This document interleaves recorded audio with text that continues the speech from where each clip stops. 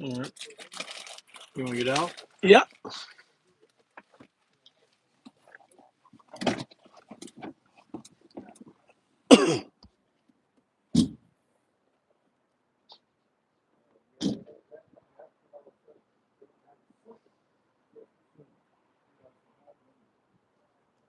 All right.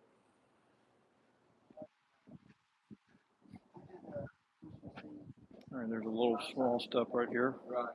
Yeah. And 10 people there, 8 of us ended up having some kind of stomach ground. Oh, wow. Which was no fun. But No. morning, Mike. Yeah. Morning, Chuck. Good morning. How are you? Good, and you, brother? Doing great, brother. Good. Great to see you. Good to see you. Thanks. There's a Appreciate you. there's a picnic table right here if you want to sit down. Hey, Carlos. Hey, Dad. All right, on this side. Oh, man. On this side right here. You can sit down. I think, pull that bench out a little bit if you want, if it's too close to the table. Reserve, but I'll take everything I get. Is that okay? It's okay. Okay. Hey, Carl. It's amazing. Look at this. How are you? There's 4 over here. Yeah. And it's not fully got to eat. I don't know why. Seems like it's been complete. Maybe some sort of ordering. Yeah, evidently, you know. I think. Yeah, I think some air conditioning. Yeah. But I thought it was so interesting. That little piece right there, dirt, I had just poured concrete right on into the flat. It was a dumpster here a month ago. What is that? Yeah, they may have had one there. Yeah.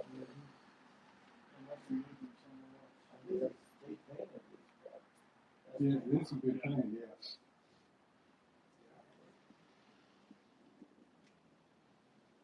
I moved here in 1977. That was a long time ago.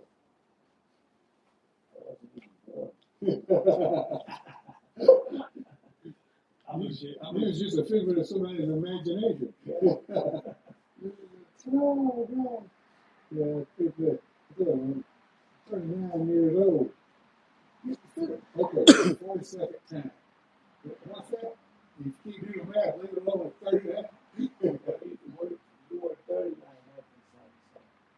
No. Yeah, I'm 39. Let's see. Well, I was born in 44. I'm 81 years old. Oh, wow. But I don't look it. I know that. Wait a second. Have you ever looked in the mirror later? I said, heck no, if I did, I look as old as you. But if I don't look in the mirror, I can be anything I want to be. That's right. You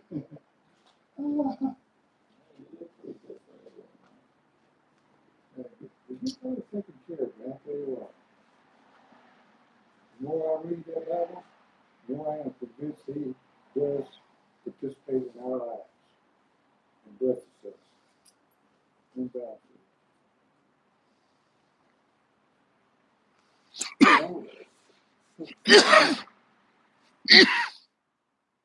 Well, Tom could show up. Tom time. Yeah. It's just, I just texted him. He probably won't answer. Guess I'm right behind him. Apologies. Oh, he is here? Yeah, okay, good. Mm-hmm. Well, good. Well, if they don't come soon, I'm going to go ahead and Well, go home and he's right around the corner. get it. Yeah. And change clothes and go work out. This is a workout day for me. You work out here? Difference out No, I got to go to an LA fitness school near me. Yeah. I try to do it 3 days a week. And, That's awesome. I don't do nothing super heavy. Yeah. Well, you don't need to. No, because I have a shoulder replacement over here. Yeah. And after I had a shoulder replacement, I said, I have to go back to the gym. I said, you know, I ought to call that doctor and find out how much weight I can put on the bench press, you know. So I called him. And he said, Mike, where are you? In the gym? You just had an operation? Yeah. You know, he said, I said, well, how much can I do on the bench press? He said, how much you got on the bench? Because he knew I said, 75 pounds. He says, and don't you ever go above 75 pounds bench press.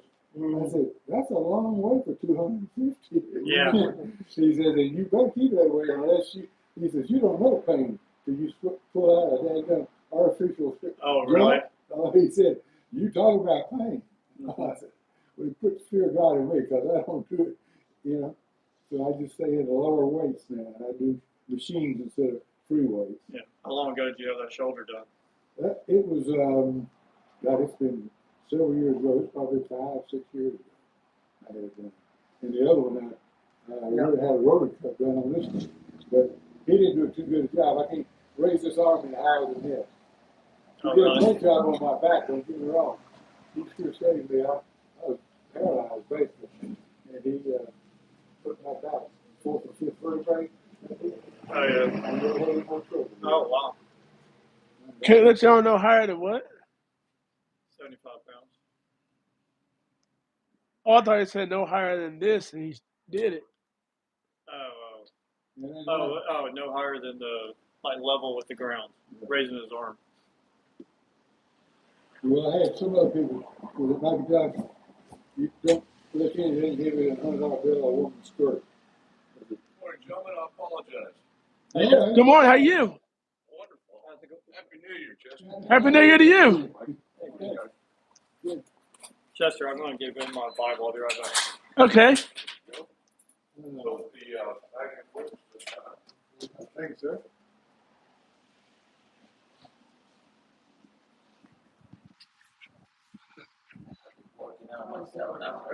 Oh, well, I understand that.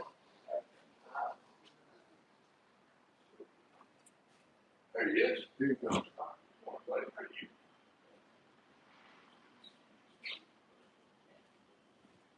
All right, Chester. I'll open the door. Thank you. Yeah. Thanks. Sure.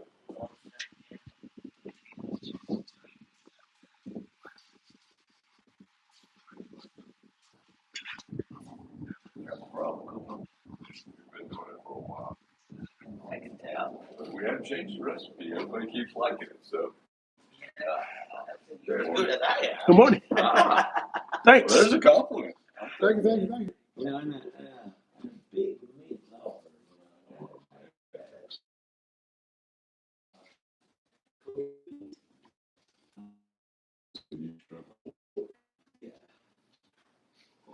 You know what? That I never took my blood before. Yeah. And I mean, that's not in your heritage. no, There's a lot. it's like I don't. The only reason I don't get into Matt, can you sit on my right this morning? Huh? Can you sit on my right side this morning? I can sure get. Charles, okay. like it's in. Yeah, I don't have a Bible this morning. Yeah. I didn't read it like. I go work out in the morning because you get in there before everybody else. You can get in and get out. Mm-hmm. So it opens at 5. All right, let's go down here. Okay. Oh, never It mind. comes up now. Yeah. You ought to be able to open the door from here. Yeah. Thank you. Thanks. Is that new? No, I don't even think it hooks to anything. Somebody pushed the call button and then. Yeah, That's funny. I wonder if it's. the only place I ate prime ribs is Longhorn. Yeah. Besides that, I don't think. Whoa, yeah, I ate prime ribs Houston. Yeah, Houston's makes some good. Yeah, I used to when they had location right here, Lennox. Yeah. Right in that corner with the Lennox there. Yeah. I used to get prime rib there, but besides that, man, I mean, yours was phenomenal. Well, praise the Lord. Glad you enjoyed it. So I basically brine it for 24 hours. Okay. And then once we do that, I actually put it in a turkey bag. Oh. And then I put it in the oven 500 for about 25 minutes and then drop it down to 225, 270. So, Because even this seasoning was amazing. this has been here for decades. I've never heard this. Oh. And I don't see a way to turn it off. When you hear the beeping, all the ADD devices on campus, the things are beeping. Are they? It has something to do with they upgraded, it's a Wi-Fi connection thing. The things work fine, but they beep constantly. You know, the advantages of smart devices, right? You know, just So smart. Yeah. Well, man, how was everybody's time over Christmas? Really good. Great. Well, good. Yeah. So I'm still pinching myself. Right now, as of Saturday, we will have 6 birthdays between November 2nd and January 10th. Yeah. We've had 2 graduations. We've had a wedding. Obviously, Thanksgiving, Christmas. So I just so blessed. You just come to party animal, that's what it is. Well, we enjoy our party now. Don't be mistaken. No, I understand that. You have a son that was getting married. Yes, yeah. Is that all of them, or you still got That's one? 3 out of the 4. 3 other 4. So, Did that already happen? yeah, December 20th. Or was it? Oh. Yeah, everybody goes, "Are you nervous?" I'm like, "No, this is the fulfillment of my prayer." Right. That's what I ever put eyes on. This is the Hey, they easy getting part. out of the house, This what are you is the talking easy about? part. Nah, they're coming in the house. Oh, are you? Yeah, Well, oh man, I tell you, so it's expensive out there. But we took our bonus collecting ground forever, Yeah. cleared it out, created an in-law suite up there. They loved it. She made it a little, such a cozy little place. With that being said, I was on the call last night. You know Daniel that's been here, right? Well, Daniel is a networker, as he would call it, or John Posey would call it, net weaving. You know, it's not just connect points, but it's actually weaving people together. And that's one of his giftings, other than being very boisterous and fun-loving. And so he introduced me to some guys, and they're like-hearted guys, man. They're wanting to take what we do here on Friday mornings, and they want to go across the world. They're going across the world. They're not wanting to. They're doing it. And so, you know, we talk about the continuum. We talk about why we come Friday mornings. And, you know, one of the comments that Pastor Ken talked about is that what we're doing transcends time, it transcends culture, it transcends everything because it's the human condition, right? And as we recognize what the human condition is, then we can actually affect change into it, right? But we first have to appropriate that for ourselves, right? And so this is why we go through this continuum, because it brings us back to the foundation and the big picture. I don't know about you, there's 66 books in here, and there are thousands of pages in here, okay?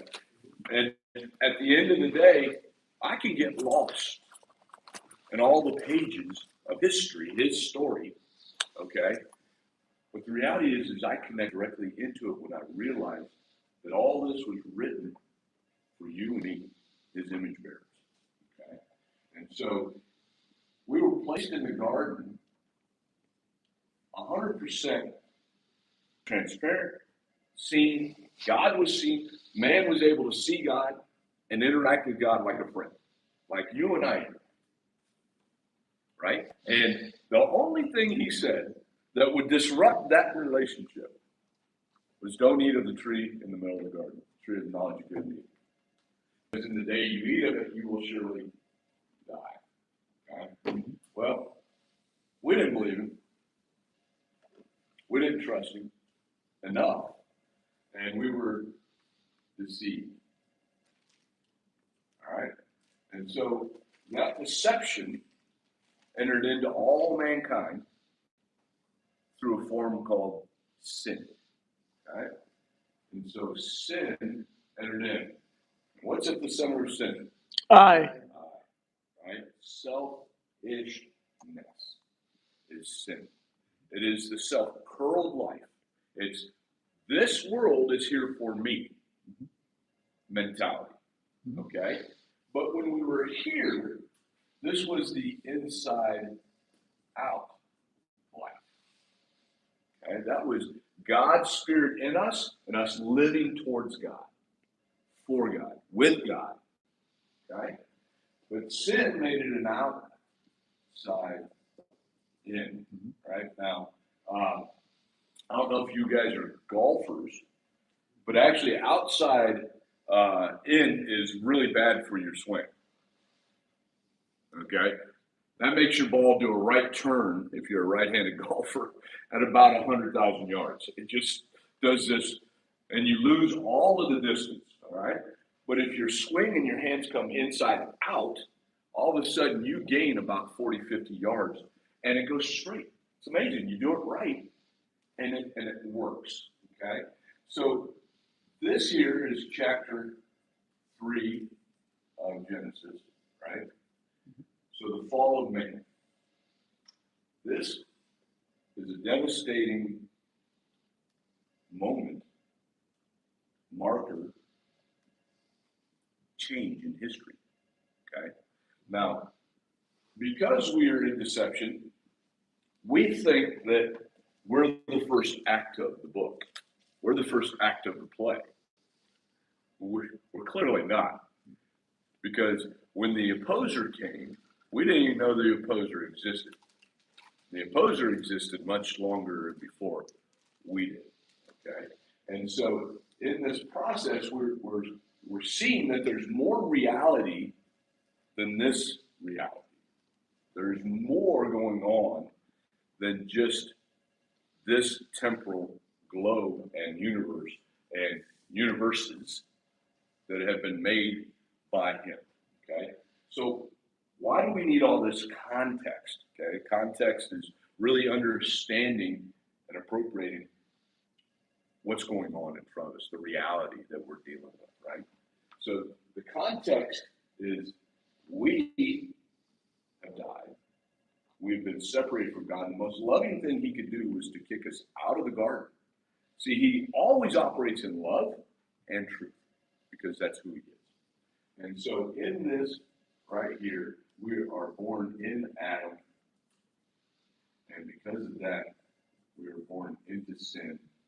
And I am at the center of my life. And we weren't created to be at the center of our life. You want to know why there's so much anxiety in this world? Why people are angry and fearful? Because they're trying to make a reality that wasn't created to exist. And that was for us to be in control. We weren't created to be in control. That's not our role. Our role is to be, and Paul says it just about every letter he opens up. What does he title himself? Paul, a bondservant of Jesus Christ. He rightly identifies himself as a freed man who could go and do and be whatever he wanted to be, but he chose to bind himself back to his master, Jesus. Okay? See, and the key word there, the gift of choice. Yes. From the beginning. I'm in the Old Testament right now. Exactly right. And I tell you what, if you go back and we don't want to tell the Old Testament, you know why? Because you see ourselves in the Old Testament, and it's repeated over and over and over again. God says, David said, "Oh, I got 100,000 people going to kill us." God, what are you going to do? God says, "It's simple. I'm going to kill them all." They go away, and He does.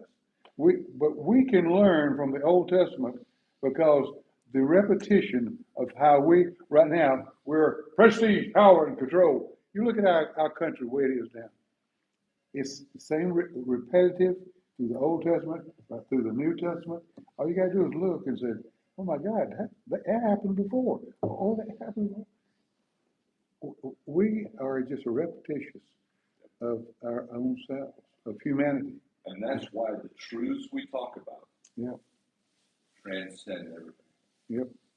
They go beyond our current circumstances. Mm-hmm. And that's why this word, okay, the living word, Mm-hmm. is still very relevant and impactful and changes lives each and every day. Because our condition hasn't changed, and his sovereignty hasn't changed, Mm-hmm. and his heart and purpose hasn't changed. It's just being revealed through generation after generation after generation. And the hard part for us is to say, God, that looks like me, Mac. Mac, that's you in the Old Testament. You. And I said, oh my God, God, you're talking to me right out of your book, and I'm receiving what you're telling me. If we hold still long enough and be mature and honest enough, like you were saying, we're sin, and we have to constantly back. I get every time I start thinking of let my temper get away with me. I say, God, please forgive me. I get down and get right, because I know that's my weakness, and the devil knows it too. You know, and yet he starts putting these things about going over and hurting people. I think, oh my God, please stop. 1 Corinthians 10:13. No temptation Temptation is seizes seized you. you, but is common to man. Yep. Okay. This is no accident. Mhm. Right? This is sovereign orchestration. Okay. And at the end of the day, we can choose to live in Adam, in our sin, and gratify the flesh and get the just fruits of that. Or we can live in harmony and peace and appropriate the very purpose for why we were created. And when we do that, life gets very different. But if the story ended here, it'd be tragic. But God's loving pursuit, okay? Why isn't it us pursuing God? It's because he's Have a for lot of that. why It's called we religion, are. right? Huh? It's called religion. We have lots of us, examples of us trying to find God. And it's usually- Attempting, yes. and it's usually us also creating God in the image we want. Why is that? It's more comforting. If Well, yeah, if well, he we can control conforms, if he conforms to my vision, Yeah. Then I'm I'm God. always on the right side of it. Then I'm God. Right? And that's prestige, power, control. Yes. And so, what overcomes that? God's love, Oh, expressed in truth. Okay? So, God is truth and God is love. This is what makes him holy. This is what separates him from every other created being, thing, principle, law, you name it. Okay? And so, how do we know that God is love? How do we know that God is truth? It is because those two things came into this humanity in the person of Jesus. Right? John chapter 1, verse 14. And the Word became flesh and dwelt among us. Okay? He's set apart. Think about this. Think about you working all of your life to build a company. You are the founding CEO, president of this company. And one day you wake up and go, you know what? I just want to be the guy washing toilets. I mean, that doesn't even come close to explain what Jesus did, right?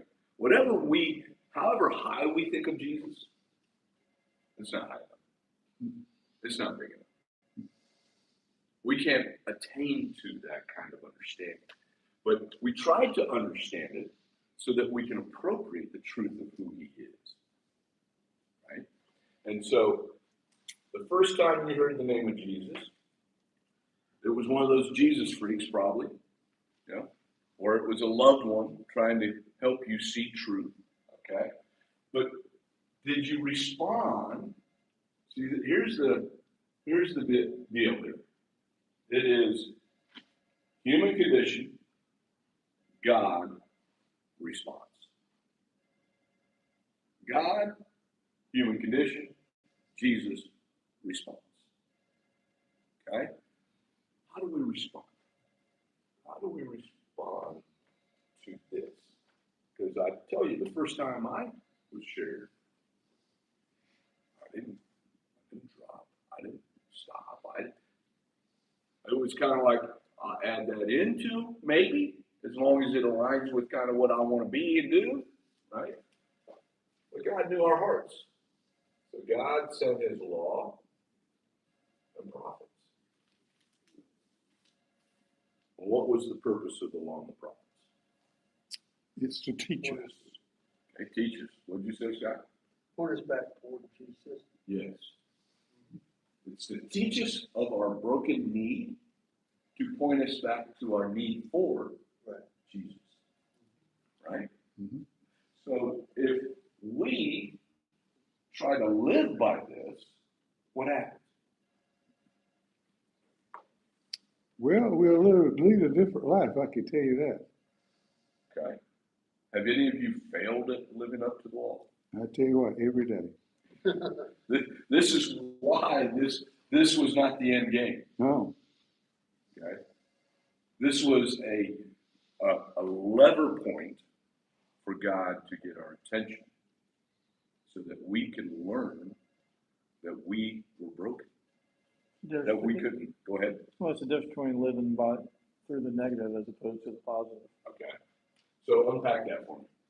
Well, if you're trying to live by the law, you're always trying to not do this or not do that, as opposed to the positive side.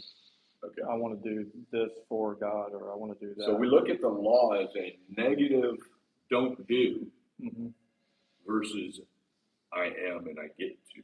Right. Okay. And the thing about it is, you got to start thinking, I have to. What do you love most in your life, Mac? Mine is God through Jesus the Christ. And I am ashamed to have to say I choose to fail him every day. Yeah. And that my ultimate goal is to please him. God, I want to do everything right so I can be with you in heaven. That is my goal now in my life. And yet I stumble every day. I said, Mac, I look in the mirror, I just take it. And I look in the mirror. Because it's so easy for me to get mad or easy to me to turn. And God says, I'm here. And then I turn around and I start praying for forgiveness. You know, my pastor at Christ Covenant said, you know, there's a lot of us that sit around here thinking we're not too bad. We come to church, we do good things. He said, but what would happen if we got out the big screen and we projected just your thoughts? How about just your thoughts this morning coming to church? One commandment is love the Lord your God with all your heart, with all your soul, with all your mind, with all your strength, depending on where you're pulled. And the second is like it, to love your neighbor as yourself. He said, when you came in this morning, it's Sunday morning, I don't know if you got here at 9 a.m. or 11 a.m., but between when your eyes opened and you got here, how many times have you and I failed? More than I know. But he knows. Mm-hmm. But this is why this is not a moral conversation, guys. This is what Jesus undoes. It's not a moral conversation. This isn't about my ability to get it right. This is about my nature being changed.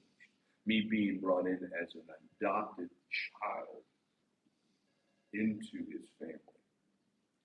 Okay. And I've understood now, hard way, is discipline is not a bad word. It's teaching us to do the right thing. So how important is perspective in that? For me, it's extremely, because that's why I read the Bible through it as long as I can. I start at the beginning, go to the end, start back over. And I have to do that, Tom, because of my humanness. That's the truth.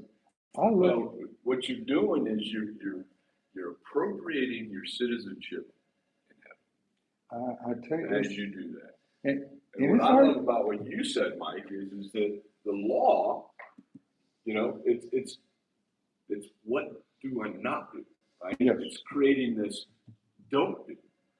But James in Hebrews says what? We need to focus our eyes on Jesus, the author and perfecter of our faith. Okay? Because the law is a boundary line, and when we see if I say, don't sit in that chair, okay, that's a negative command. Don't sit in that chair. What do you focus on? The chair. Not being able to sit in the chair. But the reality is if I say don't sit in that chair, you know what I just told you? Go sit. Any other chair in the world is yours. We don't focus on that, do we? Why is that? It's because and see, my example of that was when my father showed me how to put the kerosene in the tin can, roll it into the oven or the stove, and light the fire, And he said, Mac, now don't touch up at the top of where the fire is. It's going to burn you. I was small. And he knew me. And so he walked out of the room. Were you impetuous? I was. What does that mean? You're going to just try it to see if it's true. You're going to figure things out your own way. The own way, the hard way. And I tell you, the time he walked around that corner, and I mean, it burnt me. And he looked back and he said, you did what I told you not to do, didn't you? He said, Daddy, it's burning, help. He said, take care of yourself. And he walked on out. My mother heard me crying. She come in with the aloe plant and all this other good stuff. But I learned that was my lesson. Well, you've talked about it. I don't know how many times. I'm telling you, it left an impression. I know, but it burned an impression in me. It did. See, that's okay. So we talk about discipline being, discipline being a negative word in our thought process. Right. We talk about training or pain being a negative thing. Mm-hmm. But imagine if your body did not have pain. You'd be walking around without parts. There's people with those. Yeah. Well, I mean, what was leprosy? Leprosy ended in no feeling in your extremities, and you end up losing those extremities because they were dying. Mm-hmm. Okay? So, pain. Imagine life without pain. There's a movie. In that movie, it's a funny movie. Well, this guy, he has no pain, and he goes around, and he's just kind of like a normal guy, office guy. And he's afraid to get a relationship because he doesn't feel anything. Okay. And then he found a girlfriend, and the girlfriend got kidnapped, and he confronted everybody, and he doesn't feel anything, so he becomes a hero. Right. They can't hurt. I'm sorry. No, but contextualization is important. Yeah. You have to appropriate truth. And let me tell you, truth can be found in a movie. Yeah. Truth can be found in the Word. Truth can be found in looking at nature. Truth can be found in so many places if we're available to it. That's what Mike say. Well, if you say, can you repeat what you say about that we? Well, the law is don't do this type thing to where Jesus or love or the commandment to love others and love God as I get to. This is something I can do or I want to do. I don't know exactly how I said it the first time, but That's the sentiment for sure. And at the end of the day, when we get sick and tired of being selfish, of realizing that the instant self-gratification only plunges us deeper into our despair, doesn't relieve our despair, okay? And we start realizing that all these things that are mastering us, we get sick and tired of being sick and tired. And we realize that selfishness is not winning, it's losing. And then we're available to hear Faith comes by what? Hearing. Right? And hearing the word of God. And our heart is changed by appropriating the fact that he is holy, that he is love, and he is truth. Because the moment you spend any time in his presence, you can't deny it. You can't deny it. Seeing is believing. Well, this isn't seen. No, but This that's is experience. that's the reason I think Jesus came, because God was trying to say, maybe I give them a human example. They can look and hear him say, well, bring this woman here, see what he'll do. Well, he didn't do what they wanted to do. They thought he ought to do. Come in there and say, yeah, let's go burn at the stake. Okay. So how powerful is your perspective on the way things should be to either bring you towards truth or repel you from truth? Your own thinking. Romans 12:2 says what? Do not conform any longer to the pattern of this world, but be transformed by the renewing of your mind. Okay? This idea of I've got to fix what's going on here before everything else comes into alignment. Okay? And so the word, okay, that we hear, and the word that actually came and dwelt among us, the one that was creating all things, and nothing that's been created hasn't been created except by him, through him, and for him. Okay? In this moment of time, I come in agreement. I am broken, and I can't do this without you. I need you. That is our confession.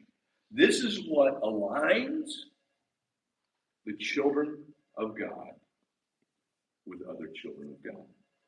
This is why when you come into a room and you've not met somebody, but there's like this presence about them, you're like, what is this? There's a weight to the way this person carries himself or herself. And it's the presence of the Lord. And then you go and you speak, and all of a sudden there's a fellowship of the Spirit going on in that conversation. And you find out that they're not just a good person, that they love the Lord. And when Jesus says, I'm the way, the truth, and the life, and no one comes to the Father except through me. Yes. And that's reality in my life. But the other side of that coin is nobody comes to Jesus unless the Father Draws him. draws him. So they're in cahoots. They're working in complete unity, in alignment of drawing mankind to him. And then the only way you can confess Jesus as Lord is if the Spirit of God reveals that. I don't think that's talked enough about, frankly, God chooses us. Why? Why do you think that is? I don't know. That's a good question. That's kind of why I bring it up. Well, let's throw out some ideas why that might not be popular. If you're trying to make people feel comfortable so that they come back, you might not poke them in the eye. But the gospel pokes you in the eye. Actually, it pokes you in the heart. I mean, the reason I say what made me think of that is the fact that if we thought about it more or embraced it more, it should drive us even more to love him. It should give you more excitement. Why should it? Because it's special. Is one way to describe it. Okay, what makes it special? You're right. Well, because of the of all the benefit, the Galatians 5:22 mainly. Okay, so we do all this because there's a benefit to it. This is an ROI. I would. Well, it is a benefit, but it's not anything that we had to do. Not only had to do, couldn't do. True. Yes. Okay. Yeah. So we need to really dig deep to the bottom, rock bottom here. The reality is that the fruit of the Spirit is the evidence of His presence in our life. It's not because we have worked on our characters so well. Right. We are now performing at a higher level. Okay? I think you're right. We had to get out of us and into him and understand it's all coming from him and not from me. We may not be able to work on it and make it happen, but we can be intentional about it. Oh, we can be intentional to put ourselves in a position to be trained, To receive it. to receive, to understand. And what is the first process in that? Surrender. And truth too. We deceive ourselves by saying, "Oh God, I believe everything." You thinking, "You a lying dog," you know. Let's get down to the real. Let me put you in a situation. What's the evidence of what you believe? Is the way you live. The fruit of your life. A bad tree can't bear good fruit, and a good tree can't bear bad fruit. Right? Because what essentially changes in this moment is I get a new heart. Mm-hmm. I get a new heart. I get a new set of eyes. I get a new set of ears. So that I'm now operating, because now I'm alive. I'm born again. Now I'm alive in the Spirit. Okay? And now I'm participating with the Spirit of God. This is why Jesus said, it is better for me to leave so that I can send you the Paraclete, the Holy Spirit. Mm-hmm. Okay? And so, good morning. Not only did we surrender, we received a new, Where I am. new life. Okay? And we went from sin, and the blood of Jesus crossed out and made me his son. Okay? So how do I help somebody else that is lost appropriate this? How did you appropriate this? First, I started with my visual and saw somebody else. Okay, so somebody had a model. Who was that? Who were those people, man? Those people were my Sunday school teachers, you know, and my mother, of course, was paramount in that. But I saw I was surrounded by people who lived differently and didn't lose their cool like I did, and didn't, you know. And so I started to say, oh, so it started with my eyes to my heart, Okay. you know, and it got past my brain and But finally into my heart. did they just operate in such a way that they operated around you, or did they actually engage you Mm-hmm. and impact you? Yes. So they invested or were intentional about giving you love. Come join me. Let me show you what this could do. You know, let's read this together and see what. So a monologue on Sunday mornings for 45 minutes. Why aren't more people getting sick? That is a great question. You got to come prepared to learn. How did you come to know Jesus? Was it the monologue on Sunday mornings? No, I mean, that reinforced things you were hearing and seeing. But that wasn't exactly what brought you. It was somebody living in proximity with you, sharing the truth of who Jesus is with you. And when it hit you, with this subdual here, I can remember a lot of things I can't. And I can tell you, when I was 12 years old, I moved to the front, second pew to the front. I was in tears as a kid, 12 years old. But I knew God had a hold of my life. And time he made that offering, I got up. I could see that me moving. You know why? Because that wasn't a mental event. No. That was a soul event. It was. I tell you what. This is why when my mother, who, God bless her soul, passed away with Alzheimer's, the latter days when I would come to her, I would play Randy Travis's hymns. And she would start responding. She wasn't able to talk to me. She wasn't, you saw her soul engage. Okay? And so how do we meet others in discipling? Okay? You first have to be a disciple. Yeah, these things are ringing. Yeah. Isn't that rule? No, right? That's right there. That and that are ringing. We You can't turn them can't off. stop, huh?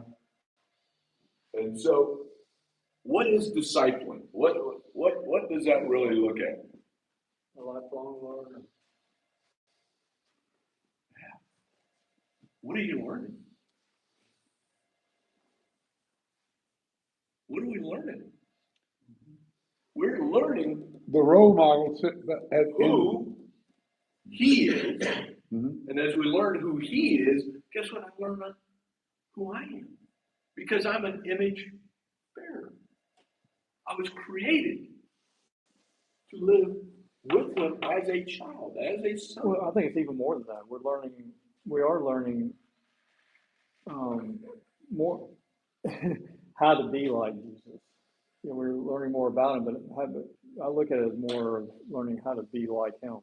Okay. So, being like him. All right. If we do the being first, the doing will absolutely follow. How's your ADHD? I just hear ringing in my ears, and I'm deaf. Hey, none of us hear it. Come sit over here. You're the only Eduardo, come sit over here. I'll be better for you. you're the only one that hears it. So See, this is the opportunity to ignore things. Yeah. come over here. It is better. This is not my day. I told you. Yeah. I started and my car didn't start. I had to take my wife, Sheila, to the school and come back and wait for her because I couldn't leave, early. It happens. Yeah, but the other thing else happened, that I drove her car and I brought her parked right here and she didn't give me the key, so I'm stopped.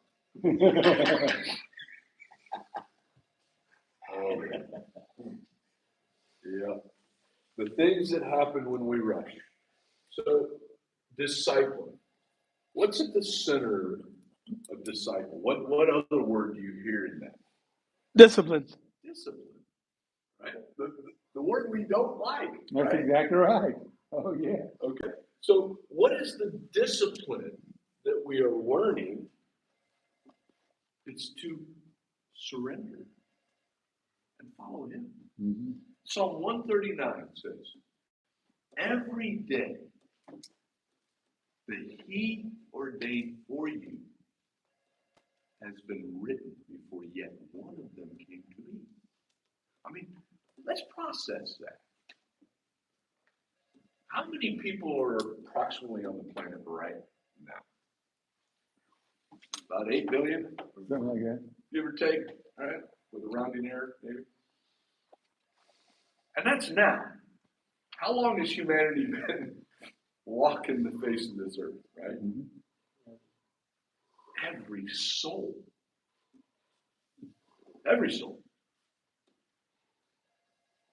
he's written. They serve a purpose.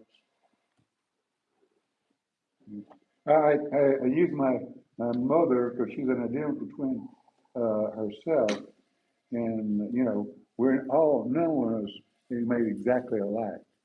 And so my mother's name was Fatty, nickname was Fatty, and her sister was Skeeter. Yet they were identical twins, come out of the womb approximately, I think, but yet twins were not exactly alike. No human beings are exactly alike. So it's kind of funny while you're saying this statement, it's kind of a one-off. Graham Thompson, who was Blake and Brett's youth pastor, ended up doing the wedding for us. He and his wife did their premarital counseling the whole night. And he's standing up there, and here's Blake. Blake's 6'2", 245 pounds. He's just a unit. And there's little Brooklyn over here across from him. And he's standing up there and he goes into this, he says, you know, and they're going to have babies, you know, talking about just the progression of the relationship. He goes, that's going to be a big baby. Everybody fell out in the place. Poor Brooklyn was like, oh no. Yeah,